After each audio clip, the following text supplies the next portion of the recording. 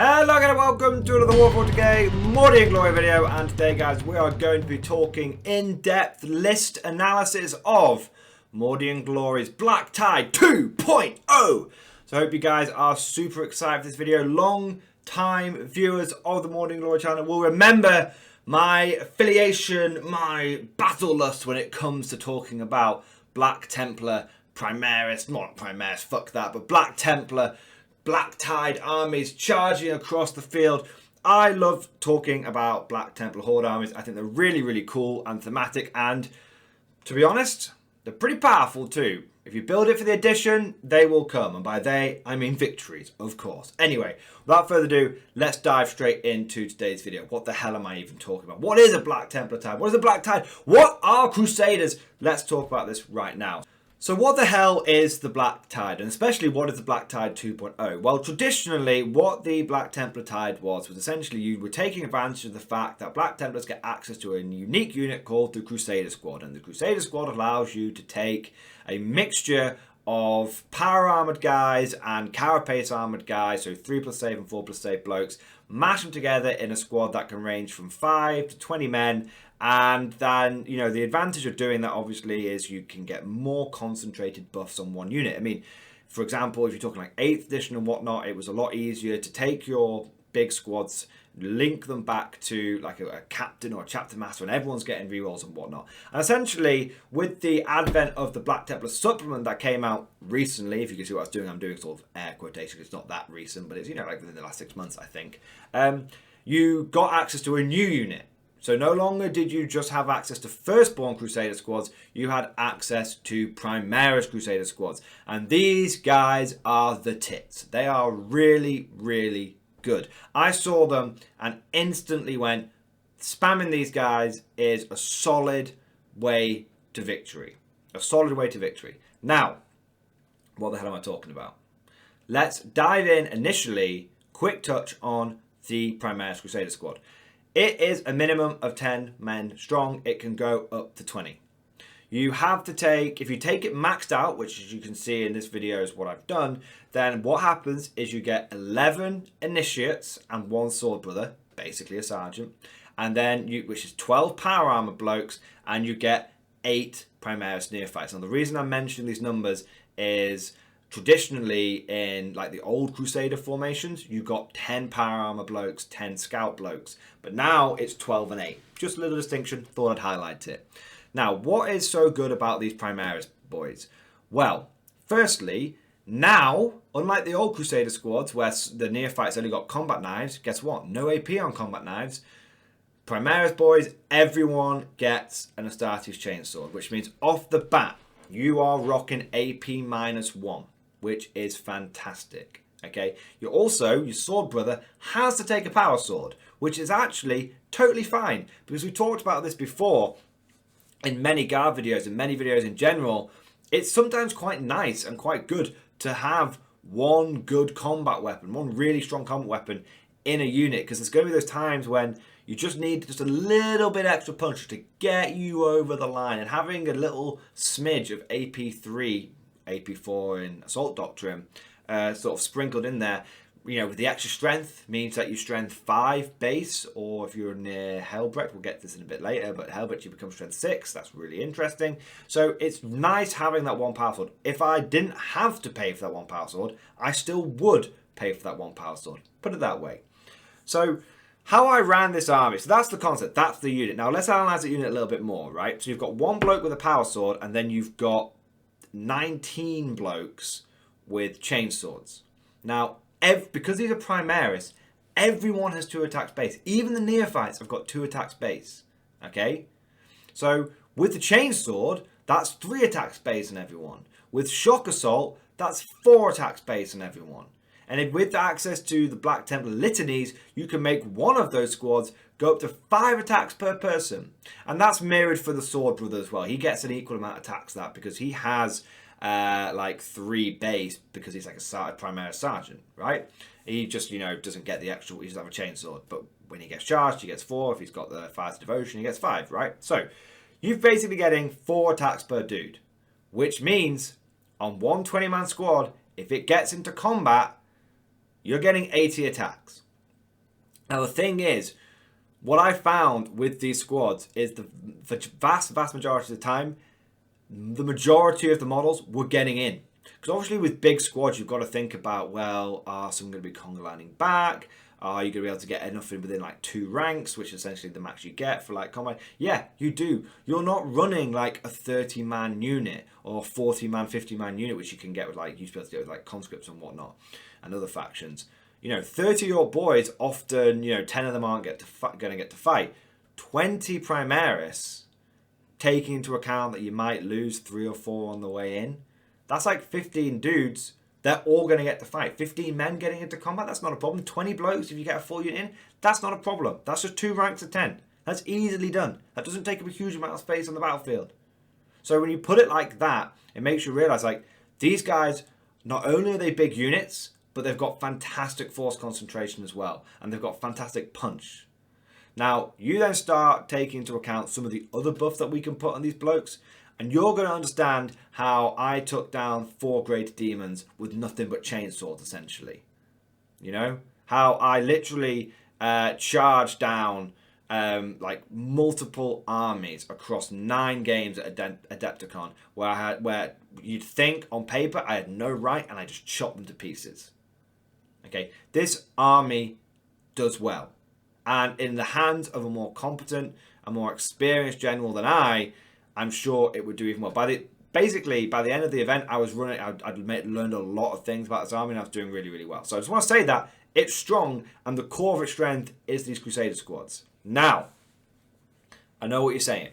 I know what you're thinking. But Morning Glory, these are just Marines. They die like bitches.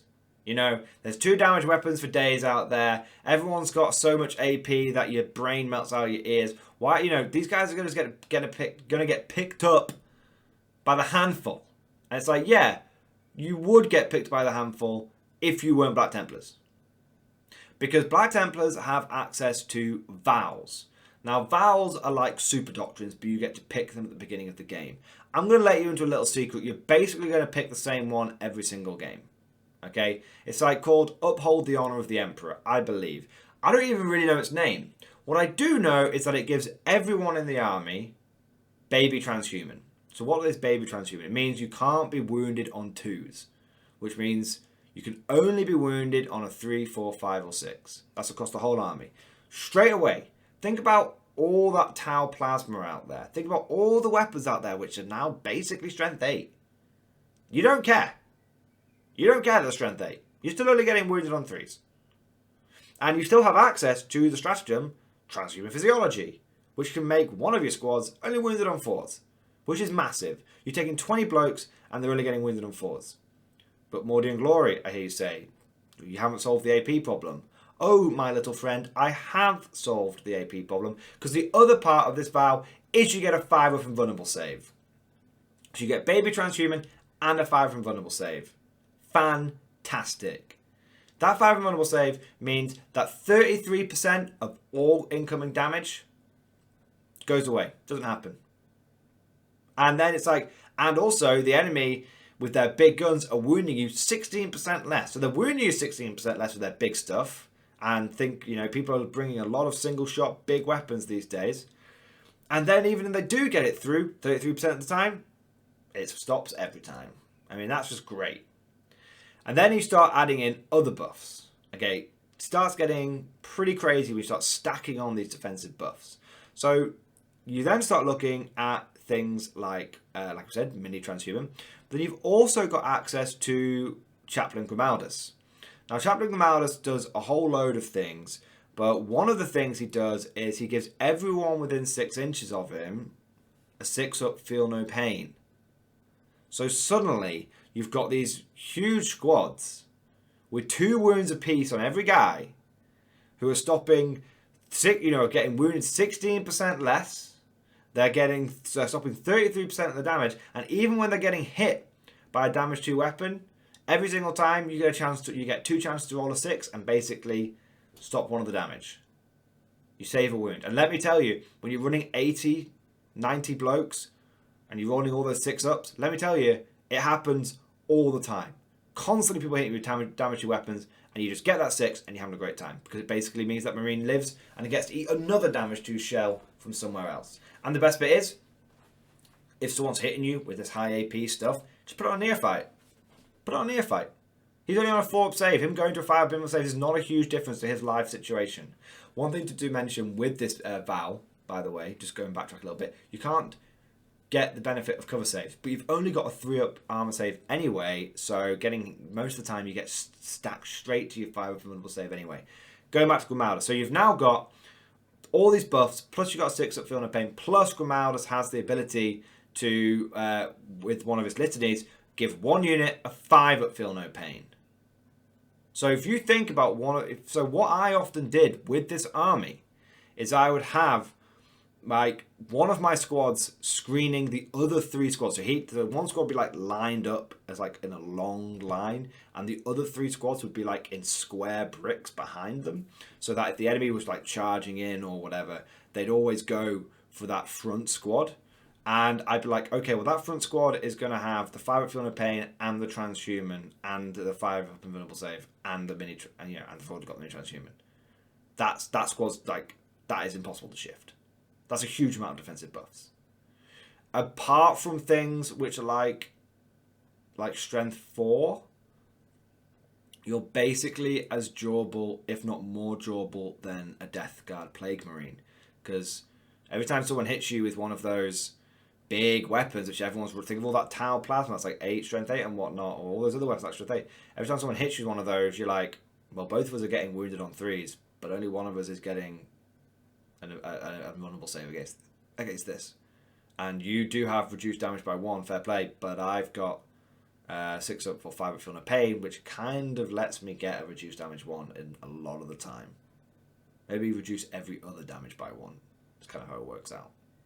So it's really, really powerful. And that's kind of how this army works. It works on just stacking up so many defensive buffs. So we've talked about Grimaldus and how he works. We've talked about the basic Crusader Squad and how he works. I've touched upon how I've sort of run these in a formation. The last thing unit I'm going to talk about, and then we're going to talk about how it all comes together, is going to be Helbrecht. So the final component of this sledgehammer of a list is Pimp Daddy himself, Big Daddy Helbrecht. And he really is just such a force multiplier in this army. So he is a chapter master, which means everyone around him is rerolling 1s, which is great. But also he can put chapter master rerolls on one of those units. Do you know which one I typically used to put it on? That Vanguard unit that I was talking about before, the fully buffed up one, which means someone wants to charge into it, they're going to have a bad time. And then also what's really valuable about Helbrecht is he has such a great aura. It's unique to him. And he has an aura which gives every unit within 6 inches of him +1 strength. So all those Marines are strength 5 if they're near Helbrecht. And let me tell you, I mean, I've talked about this many, many times on this channel from the dawn of 8th edition, from when they changed the wounding mechanics. Strength 5 is massive. Basically, even now, with all the various buffs and shenanigans that people have, and things being, basically everything being better toughness and save, and all this kind of crazy shit, Strength 5 is the magic strength. The moment you're strength 5, it basically means you're not going to wound anything on the game worse than a 5+. Pretty much. Obviously, there's -1 to wound mechanics, blah, blah, blah, blah, blah. But by and large, in the vast majority of cases, you're going to be wounding everything you come across at the very, very worst on a 5+, which is massive. Basically means your chainswords, who are all AP1, can chop down Imperial Knights pretty easily. Not too difficultly at all. And it makes such a big difference. So that's kind of the main reason you take help. But the reroll aura is nice, but you can get that from, from Chaplin Commanders. The chapter master rerolls are good because you can sort of put it on a unit. They can go flying off and do something if they want to, but when they're separate from what I call the battle brick, or the phalanx, or the phalanx, we're going to call it, I tend to find that they got cut down quite easily. So really, the main thing about this list, and the thing you want to be doing, is forming a big battle brick. And Helbrecht and Grimaldus are really the core of that brick. Now, let's go through this list in its components. Now, we've gone through the components. Let's go through it in entirety, I should say. So, this is not the best. Just to be clear, there are better versions of this, but this is the version that I chose to go with. Now, obviously, there are some improvements I could make to this, but we'll talk about those at the end. But the core of this list is the 4 big squads of Crusaders. Okay? Now, each one of these squads is like about 350 points, roughly. And each one is just a solid brick of angry, angry death. And so what you essentially want to do is, pretty much every game, is you want to deploy amazingly, not so much at Adepticon, but in general, you can actually get most of this deployed out of line of sight. I mean, it's pretty easy to hide out of line of sight in a big Imperial Guard army with a lot of terrain in the UK, the way it's set up. So it's pretty easy to do it, you know, with Marines as well. So what you tend to do is you deploy everything behind ruins, covering, with enough bodies between Grimaldus and the enemy and Helbrecht and the enemy, so they're not going to get picked apart. You've got lookouts there because you really need to protect those. Without those characters, the list really struggles. Okay, without Grimaldus, you've not got that 6-up feel no pain. Without Helbrecht, you've not got that strength 5. Like, it just starts struggling big time. Now, how I ran this list is I kind of abused the 9th edition and even the Nachman sort of mission mechanics, which is kind of like, well, I only really need to sit on sort of 3 objectives. And if I sit on 3 objectives, most games that you play have got 5 objectives, some have got 6, but I only really need to sit on 3 objectives. And then that way, I'm going to score loads and loads of primary. I'm going to get Stranglehold every single time. I can even take things like banners and just sit on it. And essentially, that's what this list does. It runs at the enemy for the first couple of turns. And then it just starts sitting on objectives. And anyone that comes near those objectives gets chopped to pieces. And so that's why, even though you could spread this army out with the bodies and have really good board control, you don't really care. You don't really want to do that. You just basically want to form a big, angry brick phalanx of death and just dominate about a third to a half of the board and utterly dominate it. And so what you end up doing, and what's really interesting is, the way this list works is it kind of, you're going to be going at your opponent. Don't get me wrong. I mean, these are all close combat weapons all the way. I should say, obviously, you've got the 4 bricks, you've got Grimaldus, and you've got Helbrecht. There is a smaller squad of like sort of 14, 15 dudes. That's just because I couldn't afford any more. I chose to give those guys bolters because I figured they could literally bubble wrap the characters. They're like the honor guard of the characters, and they get to, they're not going to be charging in as much. They could shoot some bolters. Turned out not to work out that way most of the time, but we'll get into that in sort of like a at the end. So basically, like I said, between these 4 big squads, the characters and the sort of the little smaller squad, you just form this big brick. You just dominate, half of the objectives plus 1. And you just, if your opponent wants to be scoring any decent amount of primary, he's going to have to come at you. He's going to have to come at you big time. And so he doesn't want to be coming at you. Because the thing with this list is it's really funny. It's quite fast, but it rarely gets the first charge on people.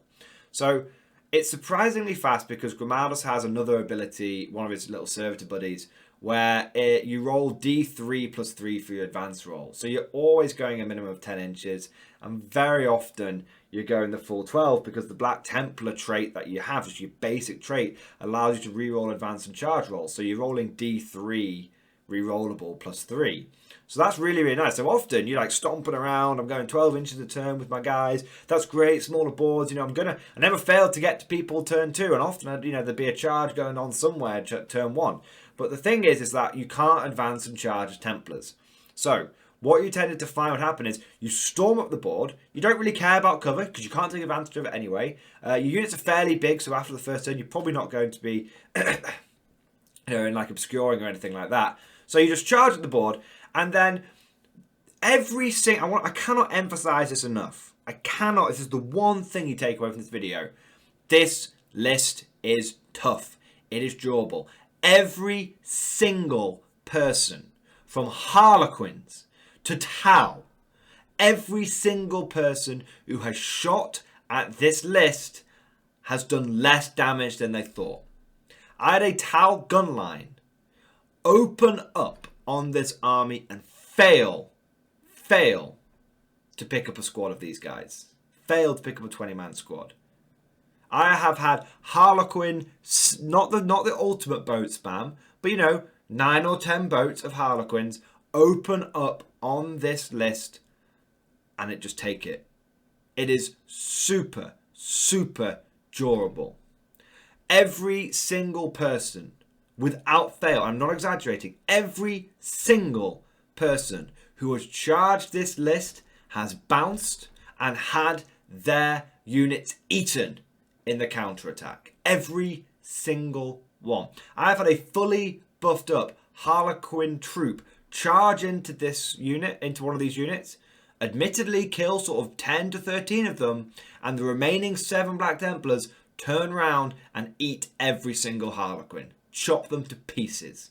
Because even with 7 guys, if that's your phalanx squad, they've got 5 attacks each. That's 35 attacks, potentially full rerolls. Strength 5. Those Harlequins got minced. I've literally had Matt Robertson, who is, bear in mind, he came second at Adepticon, latest person to join the Art of War crew. I'm very fortunate to be able to play at his club every week. He was watching me go into a Harlequin player, and he was like, oh, those Harlequins have got the drop on you, man. You're going to get crushed. He walked past the table. He walked past the next time. He was like, how did it go? I went, yeah, I beat them. He was like, what? You beat the Harlequin charge? I was like, yeah, I took it on the chin. I knew I could. He was like, but he literally, it caught him by surprise. It caught him by surprise.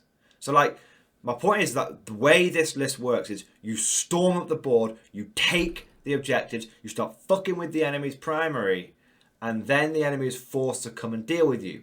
And if they sit back, pew-pewing away, pew-pew-pew, they're not going to dislodge you.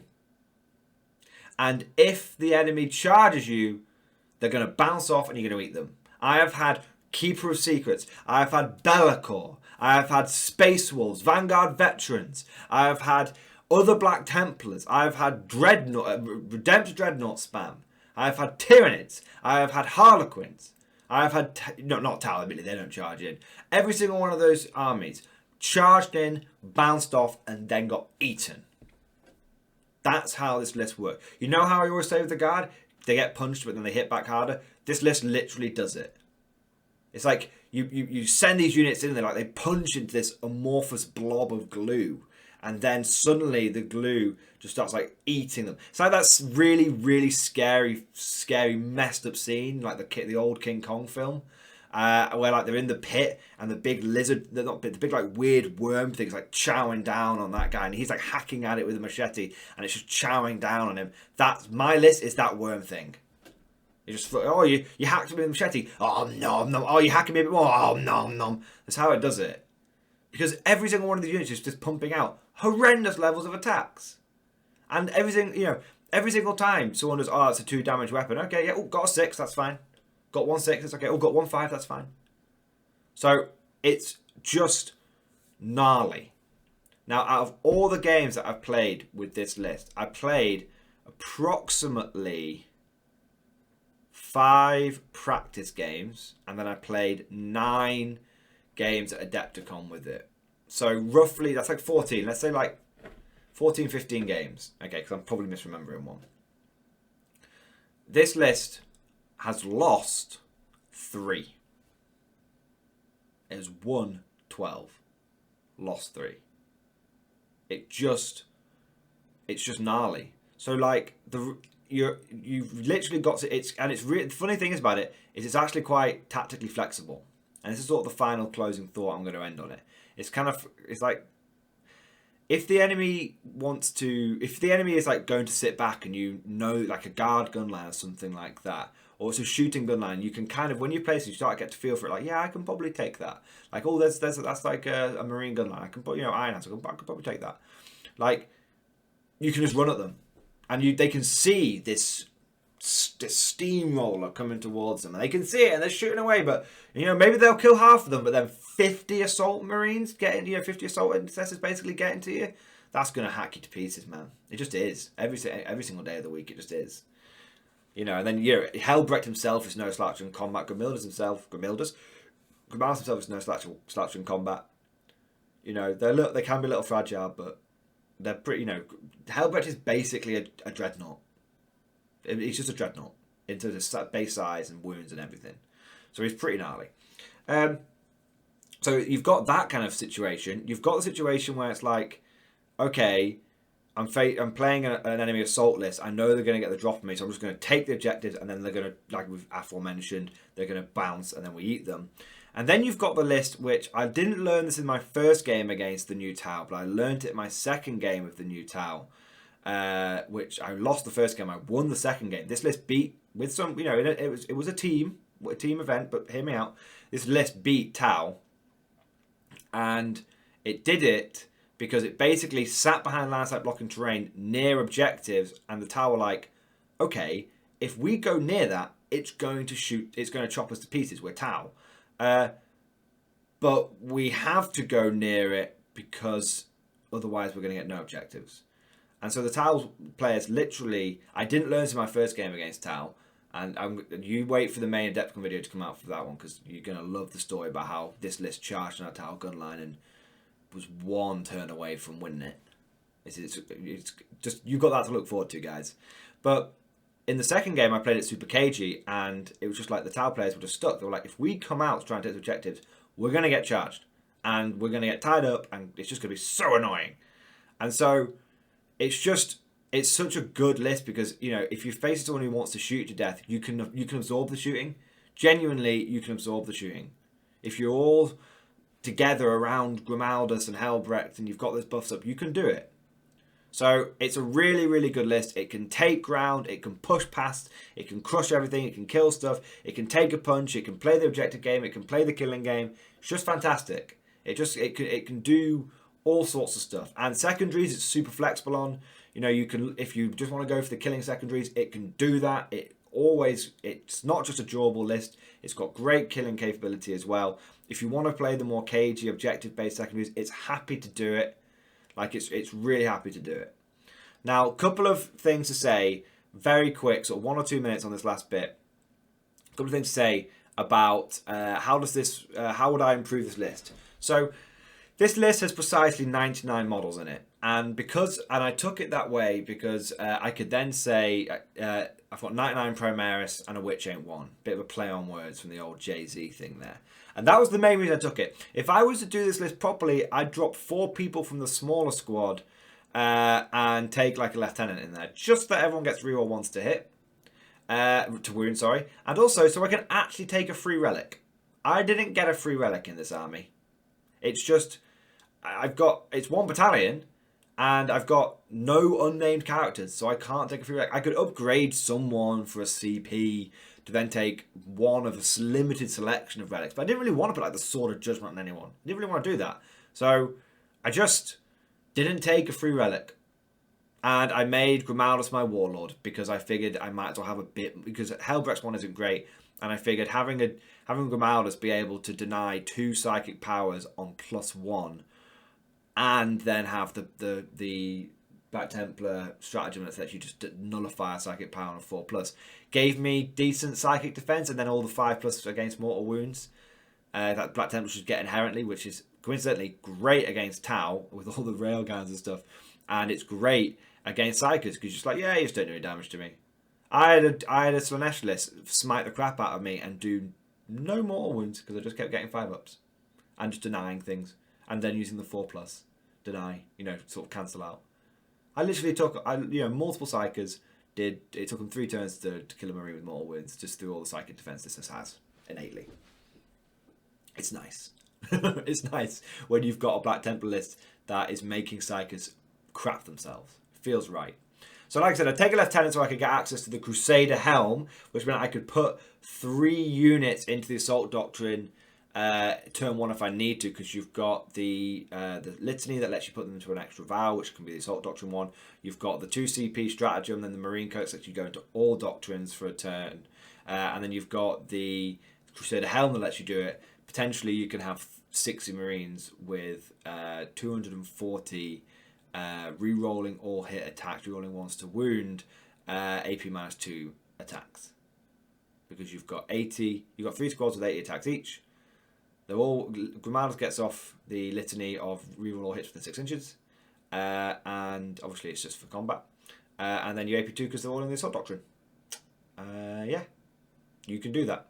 That's how I would improve this list and not take the Mimi. I got 99 Primaris and a Witch ain't one. You could also, another way you could do this list really interestingly, based on that fact that you can get people into the AP -1 if you need it. I haven't tried this yet. I am definitely going to try it though. You could take this list and give everyone bolters. You give every Marine an assault bolter. You give every neophyte a bolt carbine. And then this list, you're going to have to drop, again, you're going to have to drop a few people for this. You're probably going to end up with like 90 line infantry rather than the sort of 94 I had. But let's see, I haven't worked out the exact points because it's just 1 point more to give all your intercessors like a bolter.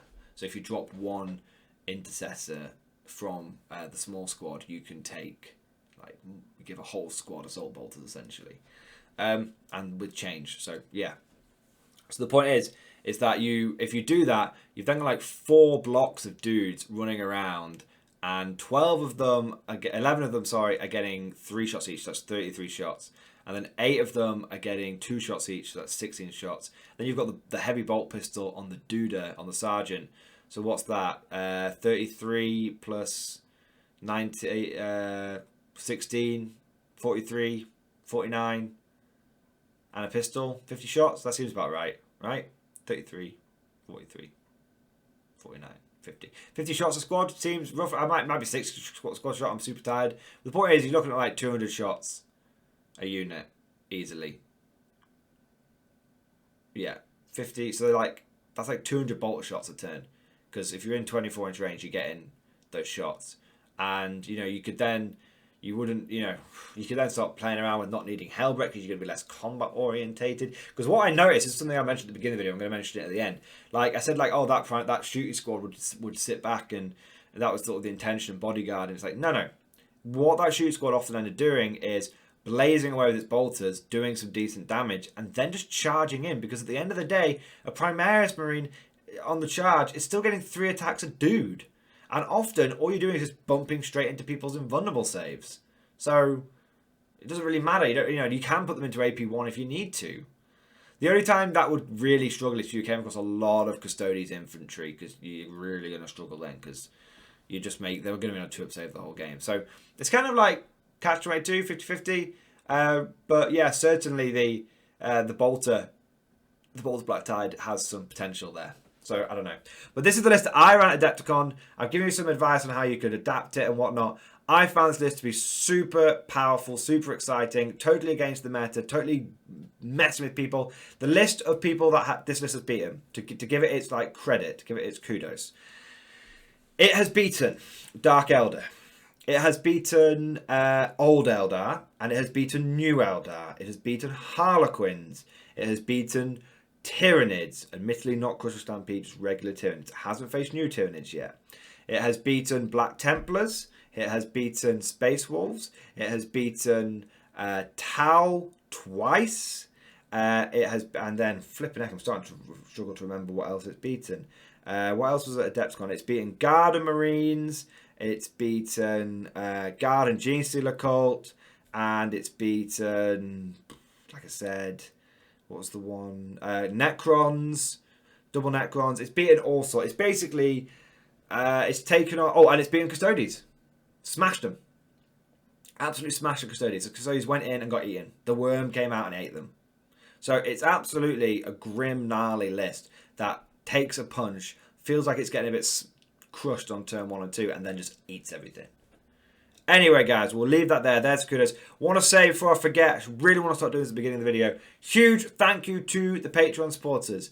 It's thanks to the Patreon supporters that I was able to put this army together on super quick notice. It's thanks to the Patreon supporters I was able to go to Adepticon and just really put this list through its paces, take it through 2 tournaments at Adepticon, plus half a dozen practice games, and it has absolutely smashed it. So it's thank you to the Patreon supporters.